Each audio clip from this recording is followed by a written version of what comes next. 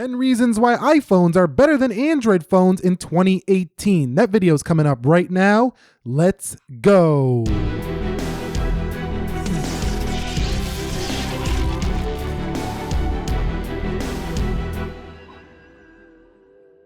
So what is up, guys? Nick here, helping you to master your technology, and welcome to 15 reasons why Apple reigns supreme over Android as the better phone to buy in 2018. Now, the first thing I know people are thinking automatically, if you haven't seen my channel already, this guy is an Apple fanboy. Oh, he's saying that the Apple product is so much better. I'm out of here. I love my Android. Little do you know that these two phones right here are my devices. SIM card is currently in the Note 8, and there will be an opposing video why Android is better than iPhone for 2018. But let's discuss the reasons why someone might want to pick up an iPhone over an Android here in 2018. The first one is going to be Airdrop. So I find Airdrop a very efficient feature. Google Photos is nice for the Pixel 2, but Airdrop just seems to work better for me when it comes to taking a photo from my camera. So I'll shoot a video, right? I'll shoot all the clips, and then I'll take the camera and I'll go ahead and I'll shoot that thumbnail. Also, I would shoot an Instagram post. So I take this camera right here, boom, snap the picture, take the SD card out, pop the SD card in the computer, and then I just airdrop the photo after editing on my editing software directly to the iPhone, post to social media. Boom, beautiful picture. See, those are the kind of things that matter to me. Very efficient use of airdrop. So that's number one. Let's get on to the second reason in this video, and that's going to be more display features. So Samsung has some great features when it comes to display. So let's go to display here, and let's go into the screen mode. So you can see you have 4 screen modes here on the Samsung device, which is awesome, but they're kind of hidden here in the iPhone. Now, these are actually in accessibility, so we're going to go to general here. We're going to scroll down to accessibility, and then we're going to go to display accommodation. So this thing is kind of buried. Let me find it myself. And if you turn this on, I mean, just look at all of these features. You can reduce the white point, auto brightness, color filters is the one I want to talk about here.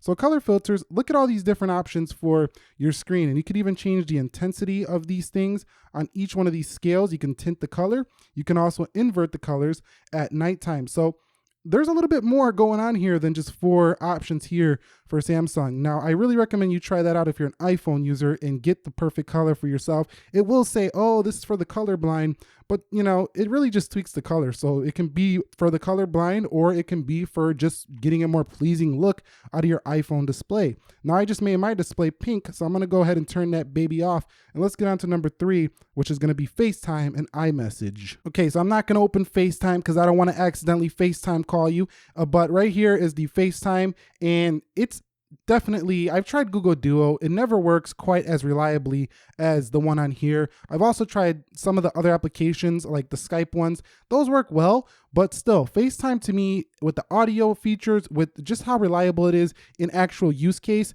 is a win for iPhone, and that sits in at number 3 for me.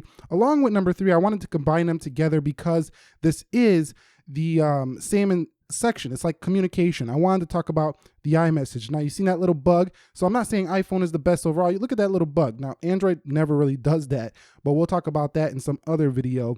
But iMessage is sitting on top of the hill when it comes to iMessaging platforms, and Apple just keeps furthering in every update, cementing themselves as the best messaging platform on a phone with throwing in new features. Apple Pay Cash just came this fall, and more is coming to this iMessage platform. So iMessage definitely in that little, communication bubble with the FaceTime. And it's not about having a green bubble and a blue bubble. It's literally just there's more features and it's more reliable. Plus, you're pretty sure you know somebody with an iPhone. And if you want to, communicate with them, no matter if you're on Wi-Fi or 4G LTE, you're good to go. Let me get a show of hands for people who have went ahead and seen some of my speed tests. Number 4 is the boot up time. If you've noticed, if you watch this channel, the boot up time on the iPhone is always better basically than the Android. The Androids, when I first get them, when they're brand new, they seem to sometimes boot up faster than the iPhone. But over time, I find that the iPhone consistently just boots up faster. When is this important? You might be saying, I don't care about how fast a phone turns on. I think you might when you start having a glitch or a lag. Both of these operating systems are not perfect. They both have a chance of lagging, a chance of glitching out, a chance of having a problem. And the iPhones are going to be the ones that are going to reboot faster in my personal experience. Again, these are my opinions, my experience. I'm not saying that your device boots up slow. I know some phones do some extra stuff. I think it's the HTC phones that make them boot really fast. The Google Pixel boots really fast, but other than the Google Pixel, the iPhone is one of the fastest booting phones of all time. Now, this one took me a while to think about. You know, earlier on in the year, like last year, I was talking about the video quality being amazing on the Note, and it is amazing. But I do think after my use cases with both of these, I would pick up the iPhone just for sheer video quality. Now, photo quality is going to be questionable. We could talk about that in another video.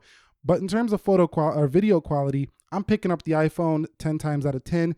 And there's one key feature. It's not the 4K 60. That's beautiful and all, and that's still a reason why the video quality is better. You can record 4K 60, but you can record in 4K 30, which you can do on a Note 8 as well, continuously, like over and over again until your storage runs out. That's very similar to what I'm recording on right here, this camcorder. As you can see, a camcorder I'm recording on right here. Same thing. You can keep recording until it runs low. And that's a key feature if you're using your iPhones for recording interviews, you're recording whatever you're recording for a very long time. There's a 10-minute time limit on most Android devices, and sometimes they just kick off and say some warning sign overheating or something like that. The iPhone just can keep rolling and rolling and rolling, and definitely gets a win for me when it comes to video quality. So that's number 5 on my list. So I want to talk about the processors here. Processors are leaps and bounds ahead of Android in 2018 when it comes to just sheer numbers on Geekbench as well as in, video editing. So I haven't really seen too much of a difference when it comes to day-to-day performance, how it feels in the real world. And a lot of times in my videos, I will say, oh, the Android device definitely feels faster. The OnePlus 5T, in my opinion, does feel faster on the day-to-day when it comes to animation speeds and stuff like that.